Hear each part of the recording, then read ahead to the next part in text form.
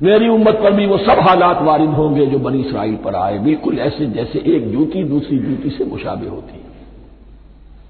एक और हदीस में फरमाया, लतत्तबिउन्न सुनन मन क़ब्लकुम, तुम लाज़िमन अपने से पहलों की पैरवी करोगे। और उसमें इस हद तक भी आपने वजाहत कर दी कि अगर वो साबिक उम्मत मुस्लिमा, साबिक उम्मत, अगर वो गोह के बिल में घुसी थी, तुम भी घुसोगे। और अगर उनमें कोई बदबख्त ऐसा उठा जिसने अपनी मां से जिना किया, तो तुम में से भी कोई शकी ऐसा जरूर उठेगा जो ये हरकत करेगा। इस एतबार से इन रुकुओं को पढ़ते हुए ये न समझिए ये अगलों की दास्तान है, पिछलों की कहानियां हैं, नहीं।